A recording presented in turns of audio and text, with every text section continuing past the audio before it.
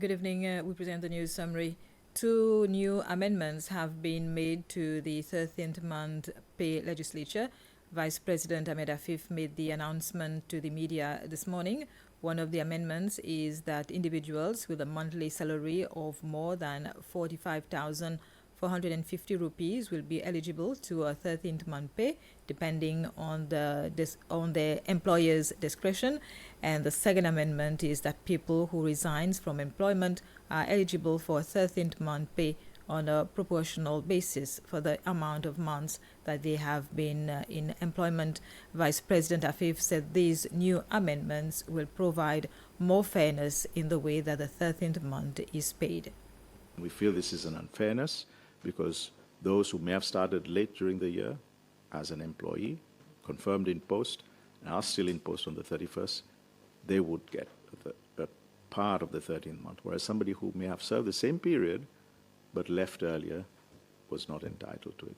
So the law will be changed to reflect that everyone who's worked satisfactorily during a period should be entitled exactly as the same as another one who's worked for less than a year but was there on the 31st. The other change is that we feel that there is an unfairness in the threshold, in that those above the threshold of 45,000 are not entitled to a 13th month. The change is you are entitled to a 13th month, you are entitled to claim the tax benefits up to the threshold limit, but anything in excess of that, you will pay normal taxes. The Cabinet of Ministers also approved new measures to help customs better manage the importation of goods through the passenger arrival terminal instead of the airport cargo terminal facility. Vice President Afif said that the importation of goods through the passenger arrival terminal was on the increase, and that was causing congestion, which could have direct or indirect security risks.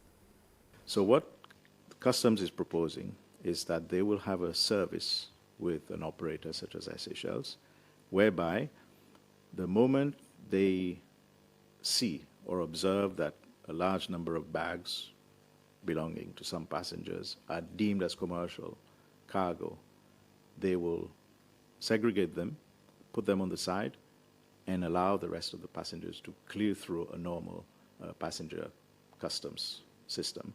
And therefore, the rest will go with a fee to an operator, which is likely to be Seychelles, who will then take the cargo to a cargo terminal where they can be cleared under normal procedures.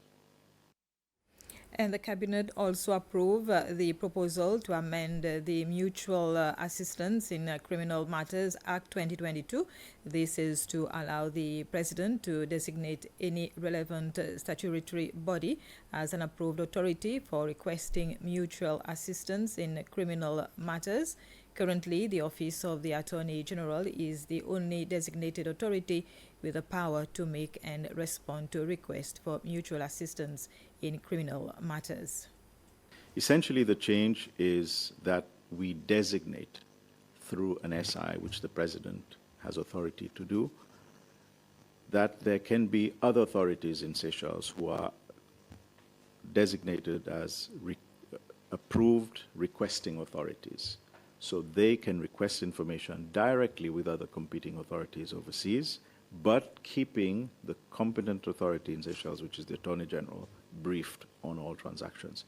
It's a way of making the exchange of information between different organizations much more efficient. And Seychelles wants to join the list of countries that is seen as collaborating on criminal matters. The 19th Colloquium on HIV/AIDS will be held in Seychelles in November. The event will allow representatives from Seychelles, Comoros, Mauritius, Réunion, and Madagascar to share their experiences and learn from each other. There are 988 active cases of HIV/AIDS in Seychelles. It's a unique opportunity for Seychelles for us to highlight the issues around HIV, hepatitis, and addictions. It's an opportunity to remind people to have an HIV test, even if they may not think that they are HIV positive. It is an opportunity for those who are HIV positive to start treatment. It is an opportunity for those who are on treatment to be treated well. For those who have stopped treatment to come forward and try something new. Because nowadays we have better treatment. It's your opportunity to come forward and give yourself a chance to survive, a chance to see your children grow up, a chance for you to accomplish the projects in your life, and a chance for you to keep living. The government has borrowed 238.9 million rupees through bonds over the last 2 quarters of this year. The Ministry of Finance and National Planning and Trade says that these 10-year bonds help the government spread out its debt repayment. Over the past 2 quarters of the year, the government of Seychelles has borrowed funds through 10-year bonds. This is well in line with its plan to spread out its debt repayment over a longer period. In the second quarter, the government set out to borrow 100 million rupees. 254.9 million rupees came in as bids, and the government accepted 134.9 million rupees, of which 95 million were from competitive bidders, such as financial institutions, and the remaining 39.9 million from non-competitive investors, such as ordinary individuals. And for this quarter, the government had requested 75 million rupees and received bids totaling to 204 million rupees. It agreed to a sum of 104 million rupees, in which 75 million rupees came from competitive investors and the rest from non-competitive investors. The ministry says it had to borrow more than the sums it requested to allow for non-competitive investors to participate, and that the extra funding reduces funding the government will be seeking term bills and bonds.